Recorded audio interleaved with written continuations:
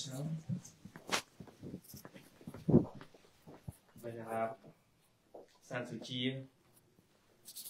Père, Dieu son Père, Chúaរួមជាតិបងប្អូនខ្មែរជំនឿជាតិទាំងអស់បាទដែលអញ្ជើញចូលរួមកម្មវិធីនៅរសៀលនេះ Tout d'abord, je tiens à remercier Père Sénéchal, Vincent Sénéchal, pour votre invitation à notre assemblée cet après-midi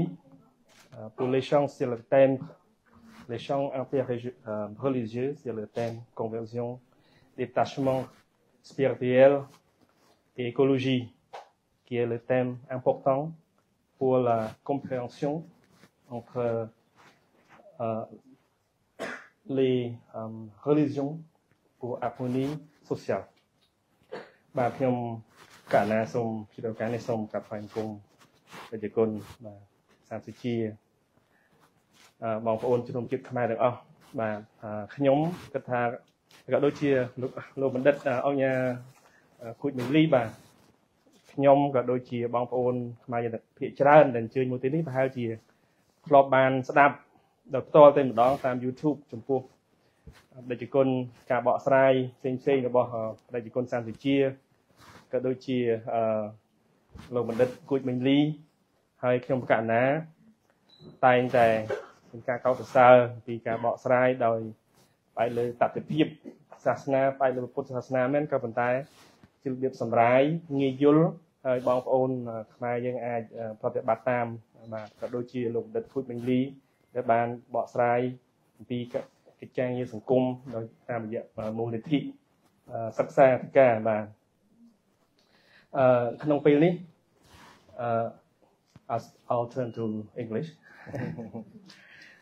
as the Venerable San Suu Kyi and Dr. Koot Min Lee is leading a delegation to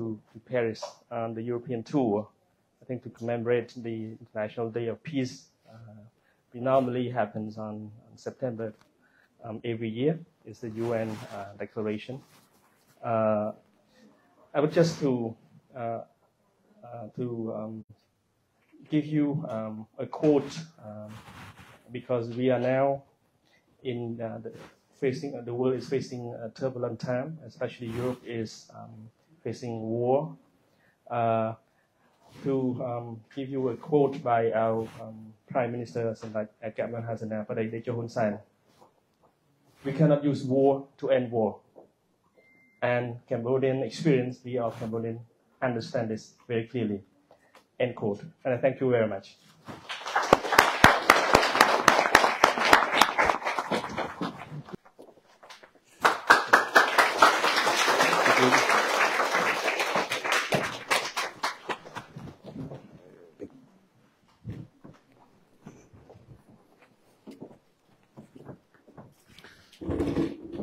So, corrupt with so, but it's going to teach a line.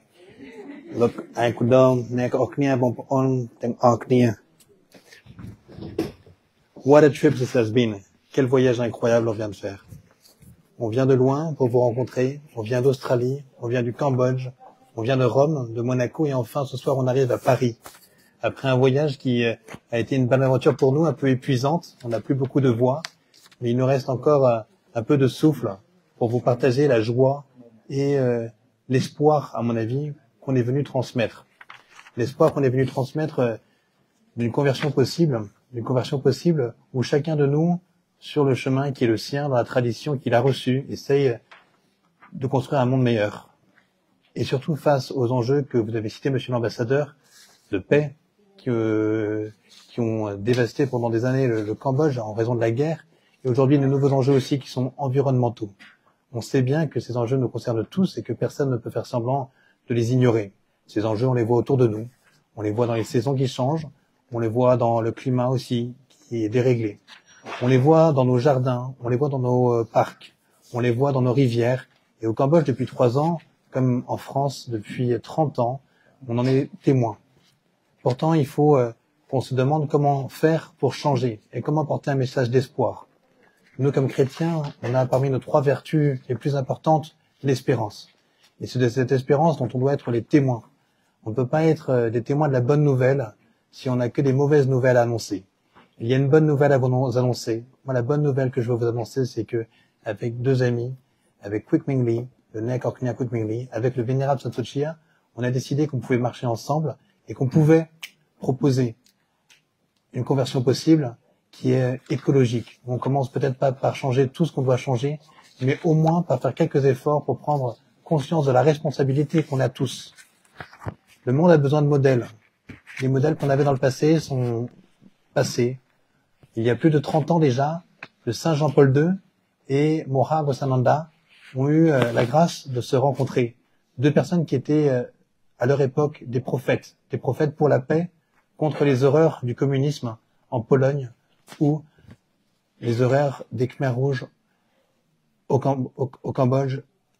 Aujourd'hui, les enjeux sont différents, mais des prophètes doivent aussi se lever pour inviter à l'espoir et à la conversion. La rencontre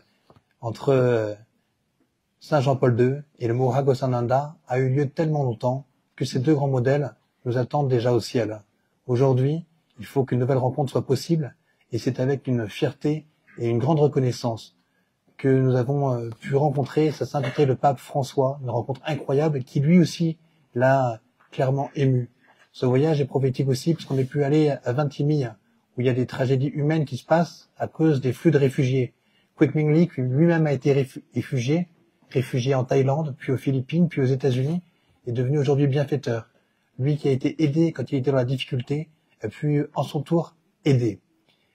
Le vénérable Santo Chia aussi, lui, vit en Australie et garde un cœur pour le Cambodge, un cœur que vous savez tous. Il parle toujours en cambodgien dans ses vidéos et il inspire une nouvelle génération. Je l'aime l'appeler la conscience du Cambodge. Et c'est en conscience qu'on doit changer nos attitudes. C'est pas en s'imposant les uns aux autres des conversions, en disant toi tu dois changer ou shame on you. On n'est pas là pour vous mettre la honte, on est là pour vous donner l'espoir. Et ce que j'aime beaucoup avec le vénérable Santo Chia, c'est que j'ai appris le cambodgien grâce à lui, en regardant ses vidéos, autant que les vidéos de Kwik Ming Lee, et je trouvais qu'il y avait des messages d'espoir et de conversion possibles, des petites choses qu'on peut faire dans la vie qui améliorent le quotidien. Et c'est ces petits gestes qu'on doit poser, c'est ces petits gestes qu'on doit essayer de faire dans notre vie, en se demandant chacun où on en est. Depuis des millénaires, 2 grandes traditions ont inspiré le continent eurasiatique, le christianisme et le bouddhisme. Et notamment dans un modèle de vie qui est la vie monastique, qui existe aussi bien chez les bouddhistes que chez les chrétiens. Cette vie monastique, elle est une vie simple, elle est une vie sobre, elle est une vie stable, une vie qui peut inspirer, à mon avis, une conversion écologique. Elle est une vie qui aujourd'hui m'inspire, même si moi je ne suis pas tout à fait moine, je suis missionnaire. Mais néanmoins, j'essaie de vivre de cette sobriété. Cette sobriété, elle ne s'impose pas. On va pas tous vous forcer à devenir célibataire, on va pas tous vous forcer à porter tous les jours les mêmes habits, ou à rester chez vous toute la journée, surtout pendant toute la saison du Vossa. Mais on peut vous proposer et essayer, en vivant avec fidélité la vie qu'on a choisi de vivre, un modèle qui soit sustainable, qui soit durable pour notre planète, qui en a bien besoin. Ce soir, on va entendre Kwik Ming Lee. Le message qu'on porte n'est pas qu'un message de religieux, il est un message qui doit s'adresser au monde, et il est bon que ce voyage inclue aussi des acteurs de la société civile, des leaders de la société cambodgienne, et en plus des leaders du marché et du renouveau économique du Cambodge qui est extraordinaire. Kwik Ming Lee en fait partie. Le message qu'on porte n'est pas juste un message pour les pagodes et pour les églises, il est pour le marché. Et il est bon que Kwik Ming Lee, en tant que leader de l'économie cambodgienne et de la société civile, puisse nous en parler. C'est un message qui n'est pas que pour les chrétiens, et comme je l'ai dit, il est aussi pour les bouddhistes, et les bouddhistes le portent très bien, notamment à la personne du vénérable Santo Chia. Ce que je voudrais aujourd'hui, c'est que la vie monastique, qui est devenue quelque chose de rare, il y a de moins en moins de bonzes, il y a de moins en moins de prêtres, mais qu'elle puisse continuer, même si on n'est pas beaucoup, à être une inspiration. Le nombre de followers de Santo Chia, le nombre de followers de Sa Sainteté le Pape François prouve que le monde cherche encore des modèles, et que ces modèles, on les a, ils sont pas parfaits, mais ils essayent, par leur exemple et leurs paroles, de faire se lever une nouvelle génération qui prenne en compte les défis qu'on va devoir relever ensemble. Je vais maintenant passer le micro à Kwik Ming Lee. Tout ce que je voudrais dire, c'est soutenez les religieux, soutenez les bonzes. Au Cambodge, j'ai été très impressionné par le soutien qu'il y a pour les bonzes. Dans les grandes villes, c'est évident. Parfois, c'est moins évident dans les campagnes du Cambodge, où les bonzes sont plus seuls. ils sont pas forcément aussi bien éduqués. Quick Mingli a aidé beaucoup de jeunes bons à se former. Il faut aider les jeunes bons comme on aide ici dans cette maison les jeunes prêtres à se former. Il faut que les bons et les prêtres, dans ce modèle de vie de détachement, de Nikama Baromai, puissent continuer à inspirer une conversion écologique pour le monde. Chacun a son chemin, chacun a sa vitesse, mais au moins de pouvoir, pour un moment, cheminer ensemble. Et si Dieu veut, dans l'éternité.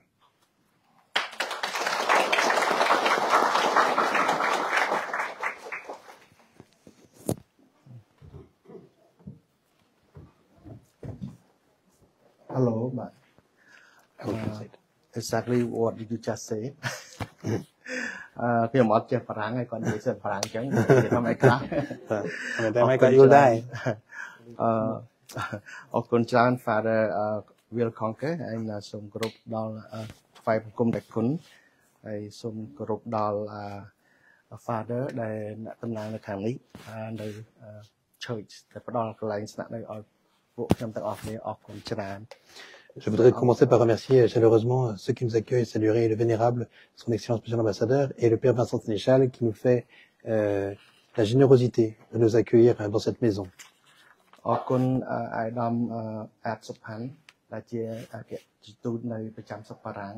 Je remercie monsieur l'ambassadeur, son excellence.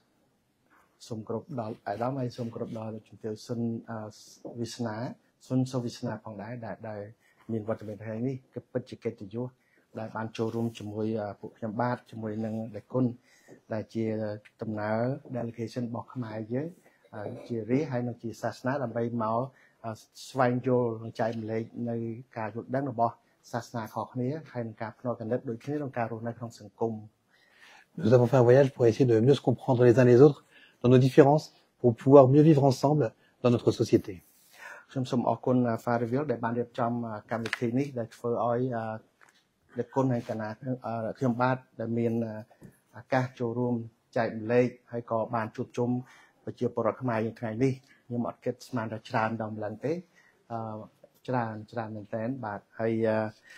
Je remercie le Père Will de cette occasion. C'est une occasion magnifique, non seulement pour nous, mais pour le Cambodge, de pouvoir cheminer ensemble avec le vénérable Saint-Ochia, moi-même. Et on voit que ça a eu un impact au Cambodge et que les gens sont contents de ce voyage.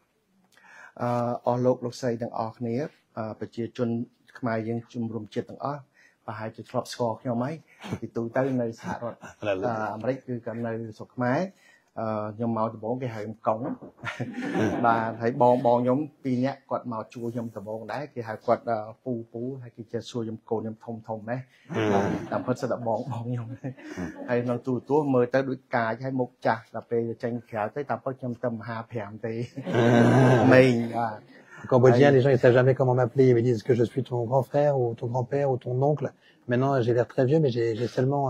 une cinquantaine d'années.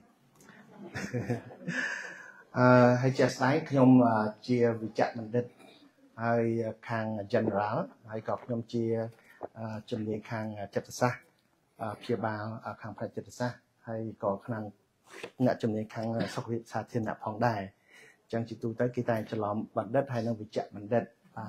ហើយបើយើងនិយាយចំទៅខ្ញុំចង់ spell ឲ្យអ្នកដឹងហើយវិជ្ជបណ្ឌិតគឺនៅស្រុកអាមេរិកគេរៀន11ឆ្នាំទៅបំផុតបណ្ឌិតគឺ PhD គឺ7ឆ្នាំអញ្ចឹងខ្ញុំជាវិជ្ជបណ្ឌិតហើយក៏ជាបុគ្គលមួយដែលរៀន Master Time Delay ទេខាងជំនាញសុខភាពសាធារណៈ Je suis un spécialiste de la santé publique et je suis donc au rang de docteur reconnu comme docteur au Cambodge après mes études aux États-Unis. Okay. And ខ្ញុំតាំងពីមកដល់ស្រុកខ្មែរខ្ញុំមានសាលាមានមូលនិធិហើយមូលនិធិរបស់ខ្ញុំគឺបានព្យាបាលជំងឺអ្នកជំងឺដែលអត់គិតលុយទេប្រជាជនខ្មែរយើងគឺអស់ចំនួន 50,000 នាក់ហើយអស់ថវិកាចូលជិត$8 លានរបស់ខ្ញុំបាទ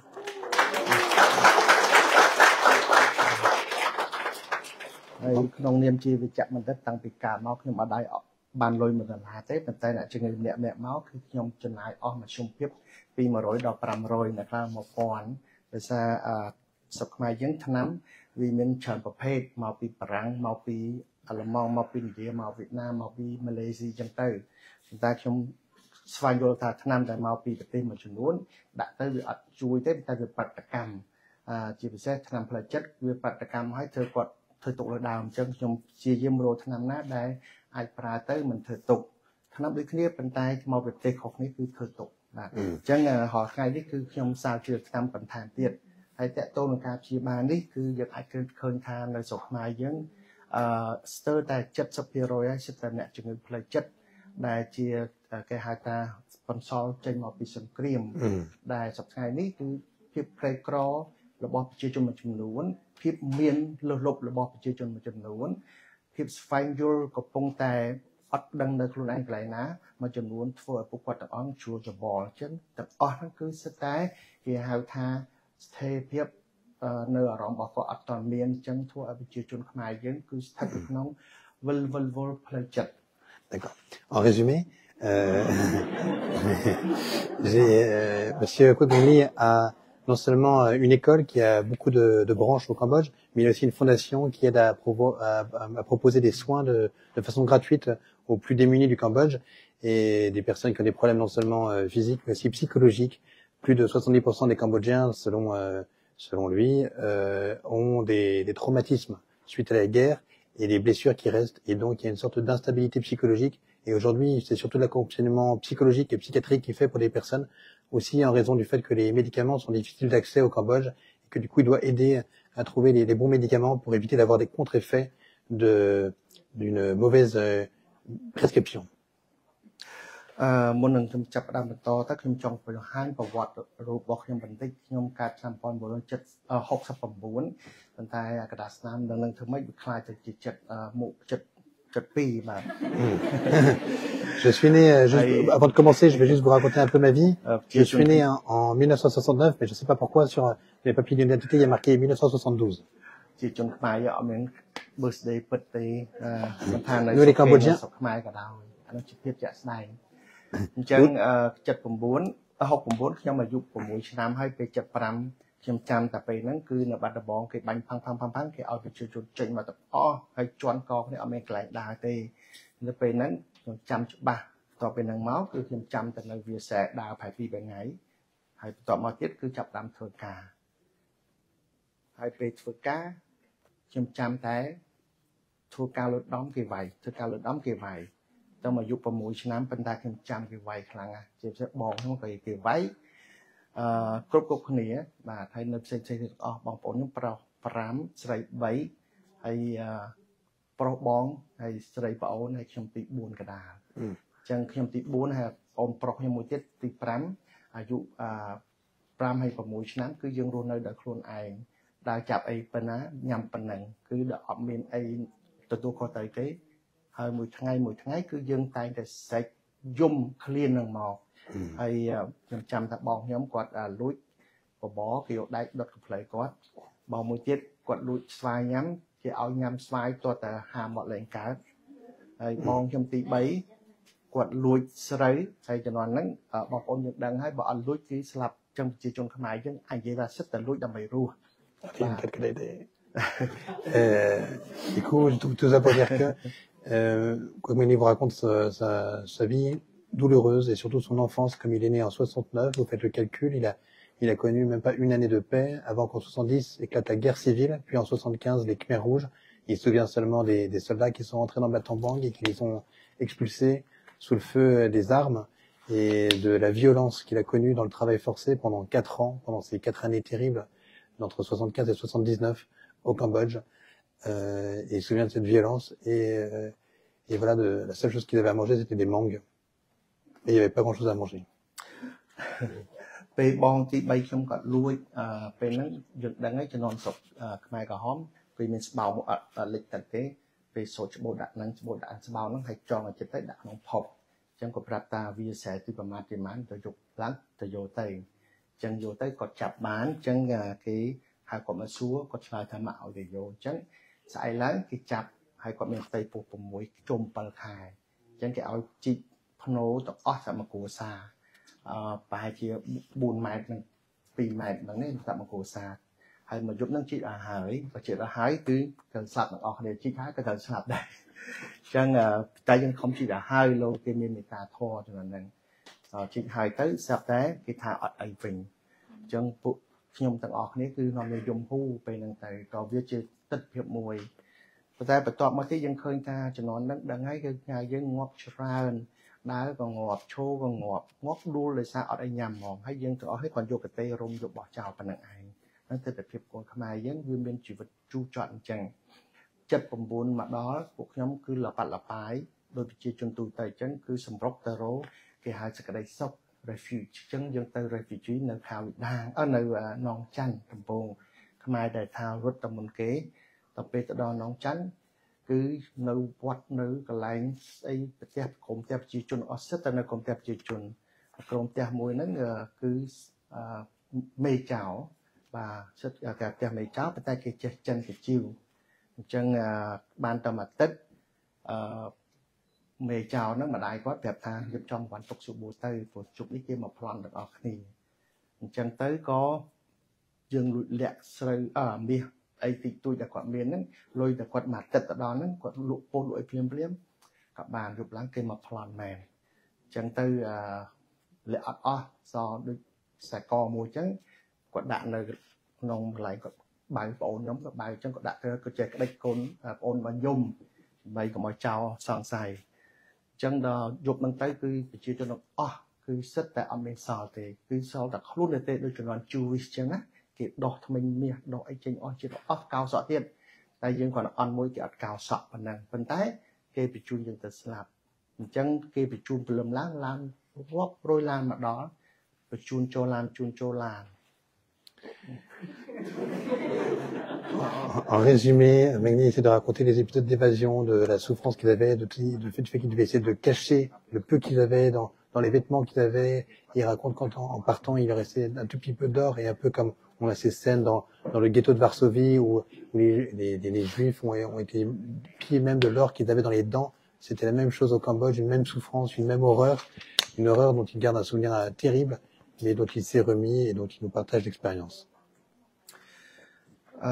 តាមការពិតគេបញ្ជូនមកសាទៅហើយគឺខ្មែរអ៊ីស្លាមដែលជាដឹងហើយចំណងហ្នឹងថៃនិងម៉ាឡេស៊ីអត់ត្រូវគ្នាទេអញ្ចឹងខ្មែរអ៊ីស្លាមគេបញ្ជូនទៅមុនគេទម្លាក់ក្នុងដងរែកគឺស្លាប់អស់ហើយ En 1979, donc à la chute des Khmers rouges, il y a eu une grande vague d'immigration de réfugiés qui a essayé de fuir vers la Thaïlande. La première vague d'immigration, ça a été la vague des Cham, qui sont la population musulmane du Cambodge. Ils ont essayé de monter vers la montée de Dang Rek et ils ont été accueillis par les mines antipersonnelles et les armes des Thaïlandais et tous sont morts. ចឹងខ្មែរយើងសំណាងពេលទៅគឺសល់មីនតិចណាស់ដែលអត់ទាន់ផ្ទុះប៉ុន្តែជំនាន់ពួកយើងជិះទៅគឺយើងសប្បាយទៅដោយឡើងឋានសួគ៌ចឹងមិនដែលជិះឡានគេទេឡើងលើភ្នំពីព្រលឹមដល់យប់ជ្រៅទេសភាពដូចឋានសួគ៌ចឹងប៉ុន្តែខ្ញុំមានសប្បាយប៉ុន្តែឈប់ចាក់សាំងទី1ប្រជាជនថៃរត់មកយំផងឲ្យមកហូបយើងស្មានគេលក់គេឲ្យយើងញ៉ាំ free ហើយឈប់ទី2ដូចគ្នាឈប់ទី3ហើយគេសុំកូនគេសុំយកកូនទៅចិញ្ចឹមអញ្ចឹងយើងអាចដឹងពេលហ្នឹងចាស់គាត់ចាប់ដើមយំដល់ពេលដល់ជប់ជ្រៅគេបាញ់គេហៅយើងចុះទៅឡានឯងបាញ់បាយចុះវាក្នុងទៅគឺពេលហ្នឹងគឺបានវัวទប់ហើយវัวនឹងទប់ទៅអាខ្លះល្អិលទៅក៏ខ្ទុះមានងាប់ទៅច្រើនគោរាប់ពាន់នាក់ Après le massacre des Cham, il y a eu toute un flux d'immigration chinoise qui est partie de Battambang et qui a essayé de rejoindre la Thaïlande. Comme beaucoup de Cham avaient marché sur les mines, il restait plus beaucoup de mines et ils ont pu traverser.